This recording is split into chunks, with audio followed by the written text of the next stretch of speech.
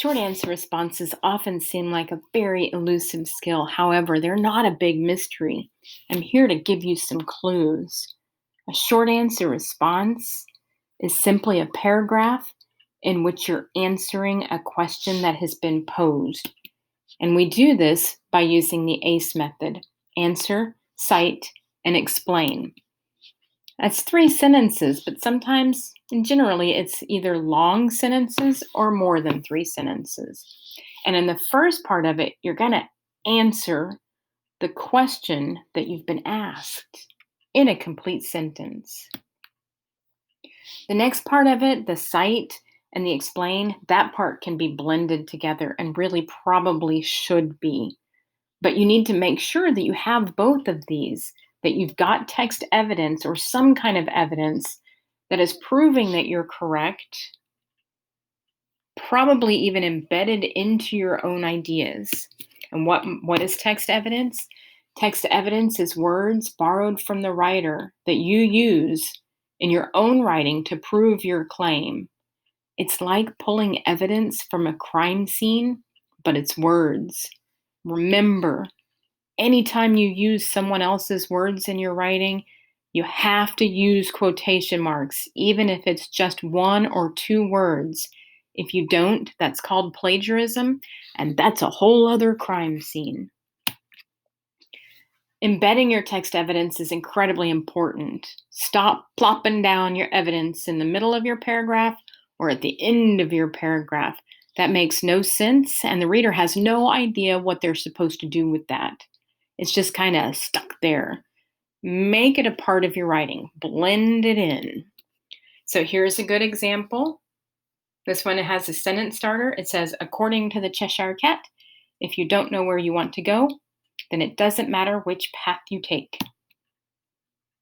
A really good example, this pivotal moment in Alice's journey is best seen through the Cheshire Cat, who believes that if you don't have a direction or don't know where you want to go, the path on which you embark simply doesn't matter. The last part of this is explaining, and like I said, this may very well be blended together with your text evidence, but this is the part where you explain yourself and your answer.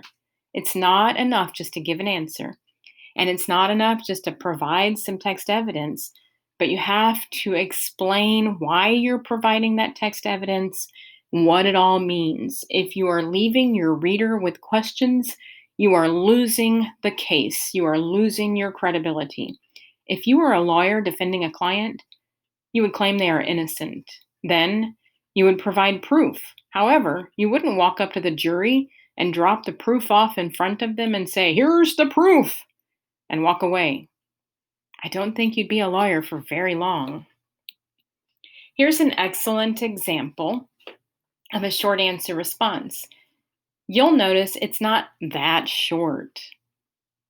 It does start out with the sentence that identifies the excerpt that they are analyzing. And then it says, what does the narrator learn about himself? It identifies two traits that the narrator learns about himself. And then as you read, the next two sentences discuss those traits.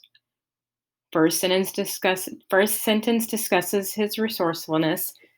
The second sentence discusses his bravery. And mixed in there is text evidence. And finally, there's a sentence that wraps this up. Here's a no. In the excerpt from Emery's Gift, the narrator learns that cougars are dangerous. I know this because it says, it was a cougar watching me from a jumble of rocks. That means he knows that the dangerous cougar was watching him. What's wrong with this response?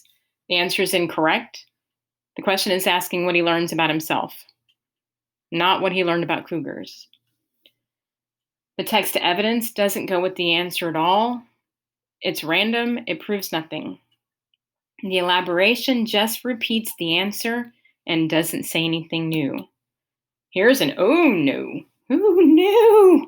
The narrator of stories often learn something about themselves, because if they weren't learning, there would be There would be no story. There wouldn't be a story. What's wrong with this response other than the grammar? It doesn't talk about Emery's gift at all. It's incredibly vague, and I'm not even sure if it's entirely true. Okay, this is one of my what why scenarios. And I have two of these. They are the same passage, just two different ways of doing it wrong. So in this one, it says in the excerpt from Emery's Gift, the narrator learns that he has more courage than he thought. It was a cougar watching me from a jumble of rocks. He was able to face the cougar with courage. And here's another example, same thing, but the text evidence has been plopped at the bottom. Either way, this response is wrong. The sentence, answer sentence, it's correct. But why is the text evidence so clearly copied and pasted? Why is it so big? And why is it highlighted in yellow? The text evidence is just dropped, in this case, at the bottom of the response. In this case, it's just kind of plopped. Every time I see this, I think Jello mold. It's stuck. It's just stuck. It's stuck. It's stuck. The text evidence proves absolutely nothing, and the response is repetitive.